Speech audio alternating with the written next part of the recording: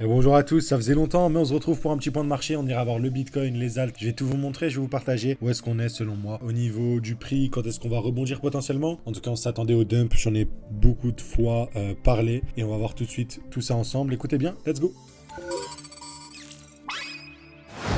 Comme d'hab, on va commencer à notre habitude avec notre ami Bitcoin. Juste avant, je vous invite quand même à mettre un petit pouce bleu, vous abonner. Ça soutient toujours la chaîne YouTube, ça augmente le référencement. Ceci étant dit, vous vous rappelez toujours le postulat de base, c'était qu'on était très overextended, notamment sur du weekly. On a des zones ici. Il y avait notamment en monthly, cette fameuse FVG que je vous indique ici. Une zone où le prix a connu une inefficience et qui, généralement, à de multiples reprises, retourne dans ces zones-là. Très bien. C'est ce qu'on a eu exactement juste ici. Et est-ce que ça serait la fin? Je ne pense pas, les amis. Et vous allez comprendre. Je vais vous partager tous les scénarios. Ceci étant dit, on n'oublie pas, pareil, donc on a eu des petits scénarios. Du côté de Bitcoin, la structure en daily était toujours haussière depuis la cassure de ce point bas. Vous l'avez vu, donc je vais vous le mettre en rouge, en gras. La structure a été tenue baissière. Le high qu'on devait casser pour un signal bullish, c'était ce high-là. On ne l'a pas eu. Et donc vous l'avez vu, on est venu casser ce point bas, recréer un point haut. Et le point bas, du coup, à l'origine ici, a été de nouveau cassé. Donc on s'attend de nouveau à ce qu'on puisse potentiellement, à partir d'ici, cependant rebondir, revenir ici et continuer la tendance baissière. Et vous le voyez, à de multiples reprises, à chaque fois qu'on dump, on revient combler un peu le dump qu'on a eu, hop, juste ici, et ensuite, pour ensuite redump. Donc ici, je vous mets de l'imbalance, mais je devrais aller en plus petit time frame et regarder un peu ce qui se passe. On va revenir sur l'ETH, il y a des exemples comme ça qui étaient plutôt cool, et vous allez comprendre ce que je veux dire par ceci. Donc ceci étant dit, maintenant la dernière zone selon moi qui devrait tenir si on veut un scénario de rebond, c'est cette dernière. Donc ce qu'on veut avoir, c'est vraiment un ralentissement sur les dumps, ok? Donc ça, c'est le scénario optimiste. On veut vraiment que là, on continue peut-être à stagner, peut-être un petit peu plus bas, bien évidemment, possiblement, mais que dès qu'on a la touchette potentiellement ici, on a une cassure d'un high majeur et on repart de plus belle au niveau du cycle. Ok. Cependant, on n'exclut pas les possibilités où on va avoir vraiment un scénario très bearish pour faire paniquer tout le monde. Et donc dans ce cas-là, on peut avoir un scénario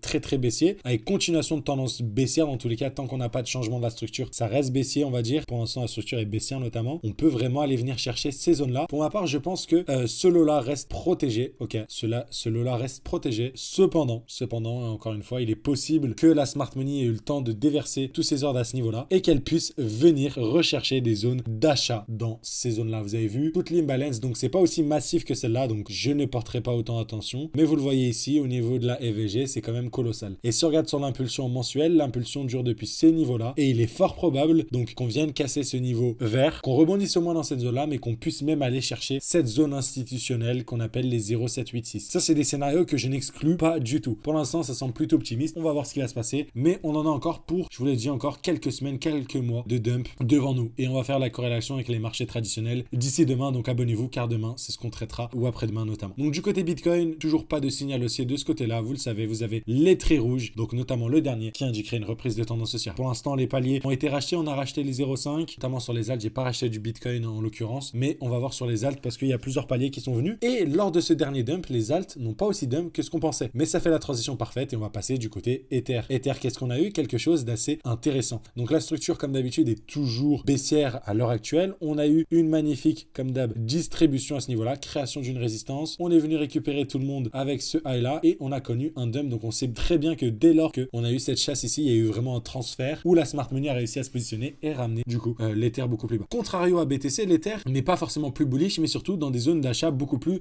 intéressantes, n'est pas aussi haussier ou dans des zones aussi hautes que BTC. Et on a eu nos zones de recharge comme d'habitude. J'ai eu ma belle zone de recharge à 3100, j'ai eu ma très belle zone de recharge à 2900 pardon, et ma prochaine zone de recharge sera autour des 2650, 2700. Donc pour l'instant, toujours pas de zone d'achat, mais vous avez vu comparé à BTC, on va dire que le dump était beaucoup moins important comparé à avant, et on va revenir aussi sur ces niveaux, sur ces choses-là. Mais du coup, Ether, ça ne change pas. Là, ce que j'aime beaucoup, c'est qu'on est quand même venu chasser des lots et qu'on est venu combler de l'imbalance. Est-ce que ça va être suffisant pour repartir? Encore une fois, je pense que ce sera corrélé avec Bitcoin. Donc si on a une latéralisation du prix, voire des dumps, on pourrait voir un Ether, selon moi, qui latéralise dans ces zones-là. Ok, avec une accumulation plutôt clean. On verra ça peut-être cet été, d'ici quelques semaines, quelques mois. On verra bien. Pour l'instant, rien n'est ok. Dès qu'on a les signes sur les charts, on dit et boum, ça repart. Voilà. Je n'exclus pas aussi la possibilité de regarder du coup la chart en plus haute time frame, bien évidemment, d'aller sur du monthly et de voir quand même sur du monthly qu'on est sur pas mal de mois de hausse. Et du coup, pareil, par rapport à mes niveaux de Fibonacci que j'aurais dessiné en weekly, je n'exclus pas la possibilité qu'on puisse revenir beaucoup plus bas, voire même sur le niveau institutionnel et retester encore une fois ces niveaux-là. Ça, c'est les scénarios ultra bearish. Si on continue vraiment sur ce momentum haussier, pour ma part, je pense qu'on pourra avoir vraiment des rebonds très prochainement ici, voire même peut-être sur les 0,618, mais repartir. Mais voilà, comme je vous l'ai dit, on n'est jamais sûr de rien et vaut mieux avoir tous les scénarios dans la tête. Pour ma part, vous savez, ma dernière zone de cartouche sera autour des 2600. Si jamais on a des zones, un retour dans cette dizaine de là, pourquoi pas avoir des cartouches de côté, mais j'aurai principalement tout in dans ces zones-là, ok, essentiellement. Sachant qu'on a pu accumuler pendant longtemps dans ces zones-là, ça me dérange pas d'acheter maintenant, mais vous le comprenez, on peut avoir des zones d'achat très très propres, surtout si le BTC continue à nous faire des scénarios aussi bearish et continue de dump, donc comme d'habitude à suivre de près. Un altcoin qui pour le coup est plutôt bullish comparé à la majorité et vient de liquider une des trendlines, je sais pas si j'en ai parlé sur la chaîne YouTube, en tout cas vous le voyez ici, cette grosse trendline vient d'être liquidée. Est-ce que ce sera suffisant? Potentiellement pas, ça ressemble pas du tout à un bottom, donc on s'attend à ce que ça puisse sûrement redump, mais on voit qu'on est en train de latéraliser au niveau du prix. Donc sur le Solana, je serai assez attentif, mais il est possible que cette zone clé soit tenue pour l'instant et qu'on accumule ici, donc avec une dernière peut-être chasse, mais on devrait peut-être reprendre le cycle haussier sur Solana et pas connaître des prix beaucoup plus bas, avoir cassé ce lot-là, comme ce qu'on pourrait avoir sur d'autres alts. Très haussier. Sur ce cycle-là, ça semble être le choix des débutants, donc assez cool. Vous vous rappelez, je vous parlais des dumps au niveau de l'Ether, un dump dont j'ai parlé à mes élèves juste ici prochainement au niveau de la FVG. C'est exactement ce qu'on va observer sur le Bitcoin. Et je vais vous montrer, du coup, c'est ce que je vous parlais, c'est que ici, tout d'abord, la structure était baissière, tout simplement, et on avait un retour dans une zone clé. Cette zone clé, bien évidemment, et ça, c'est des concepts qu'on apprend au sein de l'école à nos élèves, et d'ailleurs, vous avez la formation, une partie de la formation offerte dans la description, si jamais ça vous intéresse, vous pouvez aller la récupérer juste en dessous. Mais ici, on a créé ce qu'on appelle une zone d'imbalance en daily. Ce qu'on va faire, c'est repérer notre zone d'intérêt. Donc, ça peut être des imbalances, ok, des FVG, des demand, du coup, bloc baissier à l'origine de la hausse, j'en parle souvent. Je vais utiliser la time frame ici. Là, on est en daily. Daily, qu'est-ce que c'est? C'est 24 heures, ok? Mais je vais utiliser la règle des 30, donc diviser cette time frame par 30. 24 divisé par 30, ça me donne une fraction, c'est pas très simple. Du coup, ce que je vais faire 24 fois 60, parce que 1 heure égale 60 minutes. Je vais diviser par 30, ça me donne environ 48 minutes. Donc, je vais aller en 45 minutes, et en 45 minutes, dans cette zone-là, je vais vouloir observer ce qu'on appelle une distribution, si c'est un bloc qui va causer à la baisse, ou une accumulation. Et ici, on a eu parfaitement notre accumulation et la manipulation pour ensuite, vous avez vu, on a créé une espèce de résistance, tout le monde shortait la résistance, on a eu la contrepartie qu'il nous fallait pour la smart money, elle est venue liquider tout le monde, juste une mèche sans jamais de cassure comme d'habitude, et on est venu dump. C'est exactement ce qu'on a pu avoir. J'ai pu récupérer 10% et j'ai vendu 5 Ethers pour les racheter beaucoup moins cher, 5,5 du coup,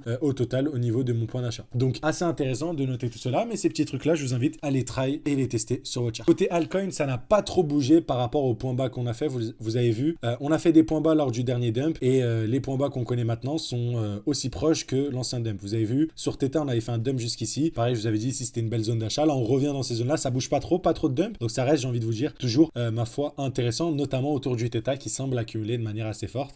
Donc voilà. Et il y a beaucoup d'alts comme ça qui sont dans cette phase-là. On a des alts aussi comme le RNDR qui sont très verticales, qui commencent à connaître des respirations pour l'instant. Pareil, ça change vraiment pas le constat que j'ai eu. Là où j'ai un peu plus de mal, c'est au niveau du rune, où le rune quand même s'approche dangereusement de ce lot-là. Mais il semblerait que le bottom soit en train d'être posé et que une liquidation, et je vous l'ai dit, juste ici pourrait être cool pour repartir et on pourrait même avoir du coup un scénario où en fait c'est vraiment le monthly qui prime. Du coup là c'est pas vraiment un lot majeur entre guillemets et on peut venir glisser en dessous pour ensuite repartir. Ce que je ne pense pas pour l'instant, mais c'est des choses qu'on n'exclut pas, très intéressant. Il y a aussi du côté Arbitrum. Pour moi le Arbitrum revient dans une zone d'achat parfaite. Au niveau du scénario, ça ressemble exactement à ce qu'on a autour du optimisme. Vraiment le market making sur ces tokens là, ça se ressemble vraiment comme deux gouttes d'eau, honnêtement. Et quand vous le voyez juste ici, si je vous le montre en 2 weekly, on a explosé, on est en train de retracer. Certes, on a pas mal retracé, on n'est pas revenu chercher les points bas ici, mais on revient dans une belle zone. C'est peut-être pas les actifs les plus performants, mais en tout cas, on est dans une très belle zone. Et pourquoi je vous dis ça, c'est parce que cette charte-là me fait penser beaucoup à Optimism, mais avec du décalage horaire, ok? Donc là où Optimism avait stagné beaucoup, premier pump, et avait connu un très lourd dump, que vous voyez juste ici. Un peu comme ce qu'on a sur Arbitrum à l'heure actuelle. Si on regarde juste ici, pareil, un petit moins 60%, c'est exactement ce qu'on retrouve sur ces deux paires, donc assez intéressant à noter. Et à la suite de cette accumulation, ça a duré certes assez longtemps, mais on en a suivi une explosion. Et quand vous regardez le price action entre ces deux prix, c'est littéralement corrélé. Donc les mecs qui gèrent un peu la courbe du optimisme gèrent aussi celle du Arbitrum. Et vous pouvez regarder le coefficient de corrélation sur DeFi Llama et vous verrez que que les propos que j'énonce, que j'évoque, sont vérifiables. Donc, je vous invite aussi à cela. Il y a aussi des tokens qui sont ultra bullish et que j'en ai parlé à de multiples reprises. Je pense notamment au Arweave avec Chaos the Computer. Je ne le répéterai jamais assez. Très très bullish. On a eu les zones d'achat et là, il semblerait qu'on soit prêt à repartir. Et pourquoi il semblerait qu'on soit prêt à repartir? Parce que ici, là où on a posé un bottom qui est pas très clean, à vrai dire, il est pas très clean, ok. On est venu chercher les derniers highs à l'origine du dump, ce qui n'est pas le cas de tous les alts. Et ça, c'était un très très très joli signal aussi. Donc à voir ce qui va s'en suivre. Mais on était dans une belle zone d'achat ici. J'espère que vous en avez profité si jamais ça vous intéresse. Côté AKT aussi, on est pareil sur une phase de latéralisation. On est venu casser ce point bas ici. Et quand je regarde au niveau un peu de mes Fibonacci, on voit que voilà, on est en train de recharger dans ces zones-là, peut-être repartir. C'est vrai que là, c'était sujet aussi à un listing de la manipulation. Est-ce que c'est vraiment une reprise de structure? Je pense que possiblement. En tout cas, je pense que